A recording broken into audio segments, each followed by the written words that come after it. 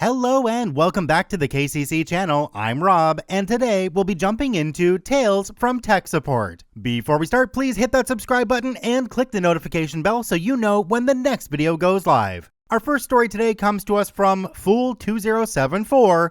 My job should not involve nudity and lasers. Safe for work, I promise. Let's jump right in. Please be gentle as this is my first ever post on here, and it's a long one, maybe even of epic length, but I think it's also a story that needs to be told. About 7 or 8 years back, I was working as the entire IT department for a small chain of medical clinics in the Pacific Northwest US. This chain of clinics was a boutique service where they catered to wealthy patients and were trying to add new cosmetic services in addition to the regular care offered. To that end, they got themselves a fancy new laser-assisted liposuction machine. This machine had a laser attached to the tip that would melt fatty tissue without interacting with surrounding muscle, veins, or connective tissue. It meant they could feed a much smaller tube into the incision and suck the liquefied fat out while doing significantly less damage to the non-fatty tissue, resulting in less bruising and a way faster recovery. Very cool. Now, this particular machine was made by Palomar, and the surgical tips with the laser emitter were proprietary to Palomar and had an RFID chip embedded in each one with an ID number. Before the machine would activate, you had to scan the RFID chip, and once the machine verified that you had a valid tip, it would activate for a few hours to allow you to perform the surgery, then deactivate that serial number so no one could reuse the same tip in 2 surgeries. And to validate the part was a genuine tip from Palomar, and not some knockoff part. Now, just before they were going to do their first live procedure, Palomar sent a firmware update for the liposuction machine, and by sent, I mean they literally mailed an old school clunky compact flashcard with the update on it. It was at this point that I became involved in this circus. The CEO called me and told me I needed to install the firmware update on the new liposuction machine before its inaugural surgery.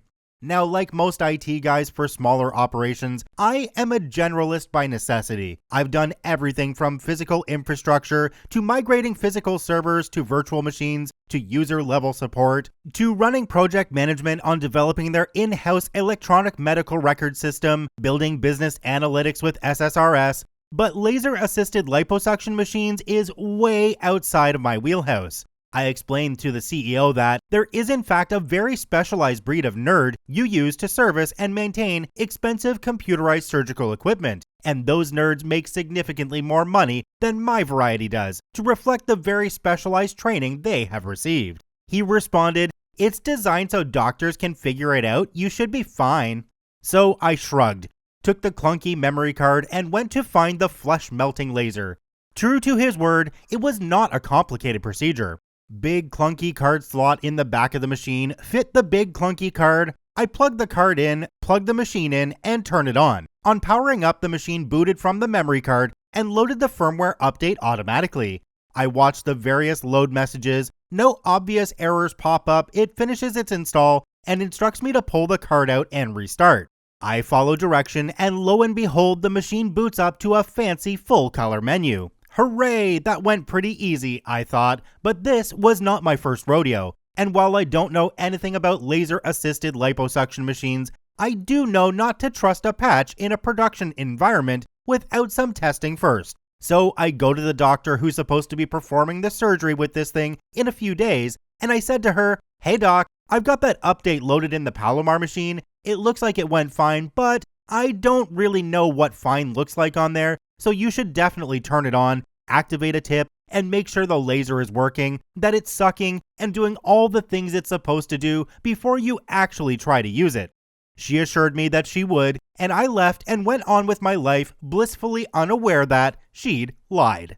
A few days later, I'm having a regular boring day when I get a panicked call from my CEO that I'm needed in the new operating room right now. My heart sank, and I knew I wanted no part of what was about to transpire. "What's going on?" I asked. "There's something wrong with the liposuction machine and we need you to take a look at it." "I am not remotely qualified to troubleshoot a laser liposuction machine," I replied. "I'd have no idea where to even begin." "You're all we've got, so get in there and try." Dutifully, I went. When I arrived, there was a naked woman laying on the operating table, She had a sterile drape over her for modesty, and hovering over her with the Palomar machine was the doctor and her nurse in full surgical gowns, masks, gloves, the works. I, on the other hand, had no earthly business in that room, in my business casual attire and beard. Now, the naked woman had already been prepped for surgery. That doesn't just mean she was naked and sterilized. Oh no. When you go in for liposuction, they prepare you by injecting large amounts of saline mixed with lidocaine into all the tissues they intend to remove. The lidocaine numbs the tissue, and saline is injected to bloat things up, loosen the tissue, and create room and pressure for the vacuum hose and surgical tip. Even if they do nothing more than prep you, you're going to be numb, bruised, and spend days recovering. So it's not a small thing. Once you've prepped the patient, you're pretty committed to doing the surgery. Trying to sound like this was the most normal thing I'd done all day, I asked the doctor, "What's going on?" "The tips won't activate," the doctor replied. "I wave it over the sensor here and it just does nothing." "All right," I answer, and walk over to the table to look at the machine. Looks pretty normal to me. She's deeper into the menus than I'd ever gone when I did the update, but there's no warnings, no errors, the fans are humming, everything looks like it should be working, as near as I can see. I reboot the machine and ask her to try again. I have no idea how to get to the part where it activates the tips. She navigates the menu to begin the surgery and waves the tip over the sensor. Nothing. "Have you tried another surgical tip? Maybe that one is faulty," I say. "I really don't want to do that," she says. "We'll have to discard them both when this is over if I do." "I think we're kind of at that point where you need to try it," I reply. So she gets another tip and waves it over the sensor. Still nothing. I shut the machine down, plug in the firmware card again, and reload the new firmware. Once again, it loads smoothly as near as I can tell, and after it boots up again, it looks normal. So I ask her to try again with both the tips, no dice. I'm officially at the end of my generic troubleshooting 101 quiver at this point, so I called the 800 number on the machine. I get a Palomar tech support rep on the phone and explain what's going on. He asks me to reboot the machine, to reload the firmware, and report any errors that come up during load, and asks me to try swapping out the tips. I dutifully repeat the troubleshooting steps with him because I understand users lie, and you can't trust them even if they tell you they tried it. We get through the obvious stuff, while the poor naked lady is still miserably laying bloated and numb on the table next to me, and I'm doing my best to pretend she's a potted plant that should not be looked at directly. Finally, the Palomar rep says, "Okay, I think we need to try and remove and reseat the sensor diode assembly. If you look at the bottom front of the sensor panel, you'll see a release button. Press it down and pull up firmly on the sensor assembly." So I push the button down, give the flat sensor panel a firm tug, and sure enough, it pops right out and lifts away from the machine, dripping clear fluid out of the bottom of the newly released panel and dribbling it all over the floor and my shoes. "It appears to be leaking some clear fluid," I remark. To which the Palomar rep calmly retorts, "That's just a natural byproduct of the machine, nothing to worry about." At which point I reply with growing alarm, "By definition, machines do not have natural byproducts. Please tell me what the human fat melting laser machine is leaking onto my shoes." I was pretty sure it wasn't actually human fat, as no one had, as of yet, ever used this particular machine, but I really wanted a straight answer, so I was being a tad hyperbolic at this point. "Distilled water and alcohol. Now please plug the diode assembly back into the machine and restart it," he replied. I did as instructed, and we once again attempted to activate a surgical tip, but still nothing happened. "Yeah, looks like you probably have a bad diode assembly. We'll ship out another one right away," the rep says. "How long will that take?" I quietly ask, realizing the full magnitude of the situation. 3 business days, he says. "Thank you," I tell him, and hang up the phone. I motion for the doctor to join me in the hallway, and she reluctantly does so. Waiting worriedly in the hall for a status update is the CEO and head of operations. "You get it working?" asks the CEO. "I'm afraid not. There's a bad part that will need to be replaced. The new part should arrive in about 3 days. The doctor grows a little pale and says, "But I have a patient on the table right now. She's already been prepped." "Yes, I know, but there's nothing I can do for you until that part arrives." Everyone looks a little sick at this point, and the doctor groans. I really don't want to have to tell her we had to cancel the surgery. I nodded sympathetically and said, "The thing I can't understand is how the diode could have gone out in the 3 days since you tested it. I mean, no one has used it. It probably wasn't even plugged in. You did activate a tip after the firmware update like I told you to, right? The doctor looks at the CEO and operations chief and says, "We didn't want to waste one. They're like $250 each." Huh? I say and ask in return, "And how much would you guys be willing to pay right now to not be in this situation?" Then I started backing slowly out of their executive huddle and say, "Sorry I can't do more for you, but unless someone has something computer related they need from me, I'm gonna go, because this is really uncomfortable and I am no longer useful to this process. Good luck," and fled back to my office. Ultimately, they had to take the patient to recovery and then send her home unliposucked. Luckily for the company, she was a volunteer from an employee's family, not a paying customer. They had offered her the procedure for free because nobody wants to pay good money for the privilege of being a doctor's first solo liposuction.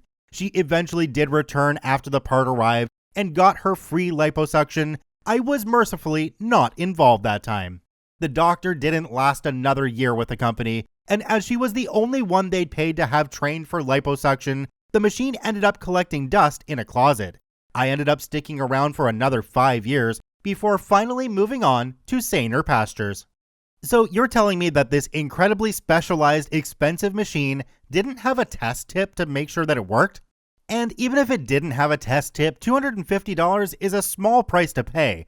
I love OP's comment. How much would you guys be willing to pay right now to not be in this situation? Just perfect. It's great to see so many people building up the KCC community, but the majority of you watching this video right now aren't actually subscribed. If you're enjoying this daily Reddit content, please hit that subscribe button. It's free and you can always reverse it later. Our next story today comes to us from Raven Crow. Client elects to pay thousands in overages to have us do their work for them and still end up spending just as much time of their own. Let's jump right in. Our client is paying big money for an advanced content management system, the main benefit of which is that the client has the power to create and edit content themselves. Of course, the downside to that is that it requires the client to not be a complete idiot. One of the things we have in the CMS is a ton of redirect items, which have a field for the old path and the new path and are used to redirect the old path to the new path if the old path would return a 404. Now, obviously, these are super easy to create, but it can be very time consuming if you need to make thousands of them as they did. Fortunately, I long ago created a super user-friendly tool for creating or editing content in the CMS in bulk using a CSV. It's super easy, has all of the instructions within the tool, but also extensive documentation on my blog. And the whole idea behind its creation was for it to be usable by people with no technical knowledge and only the most minimal understanding of the CMS, like what a field or an item path is. So does the client elect to do everything manually or try to figure out how to use my tool? Neither. They elect to blow through the entire monthly budget and then agree to pay overages to have us do the work for them. As an A-side, our PM tried so hard to empower the client to do this himself. He showed him my tool and explained how to use it. The client wouldn't use the tool. He wanted PM to do it for him. Worse, the client refused to even make the most basic effort to at least format the CSVs he sent PM correctly so that PM could just run them through the import. So PM spent hours reformatting the CSVs to make them usable. Now, PM did this all himself during the project, and I wasn't involved until the very end. The day before launch, client sends me a CSV to import for him, and I reply, "These are not formatted correctly for import. Please add the following columns and send it back to me." Client is upset. This is how they've always sent the CSVs, and PM never had a problem importing it. After talking to PM, we explained that the client had never formatted the CSVs correctly. PM had explained months ago how to properly format it and use the import tool, but he just gave up on trying to get client to do it right because somehow it was too much for them, and the PM was spending more time trying to get the client to do it correctly than just making the fixes himself. Client claims this is the first they've ever heard of it. They had no idea they were formatting things wrong. PM dies a little inside. So now the site has launched and there's still about 60 incorrect redirects. Client goes into the CMS, takes screenshots, and checks the editing history of all of these incorrect items and sends us an email with a list of all the items that have wrong paths. That's right, he takes the time to check every single incorrect item but doesn't actually fix them while he's in there. So PM runs the import again to update them. Client says the paths are still wrong, and he provides the correct paths to me. No, he didn't. He just provided a list of the paths that were wrong, but no info on what the correct paths were. With 60 items, it took 1 minute to manually edit each item. He could have fixed everything in just an hour and been done hours ago. Instead, client has definitely spent at least an hour checking and testing all of the items in the CMS and emailing back and forth with us. They owe us for several hours of work, and it's still not done. As mentioned in the comments down below the story, OP, your design went wrong the moment you put the requirement in it that your customers shouldn't be complete idiots. Thank you to both OPs for posting their stories in the Tales from Tech Support subreddit. They are linked in the description down below. Please go check them out. Check out one of these other stories, and if you haven't yet, please hit that subscribe button for more daily Reddit stories.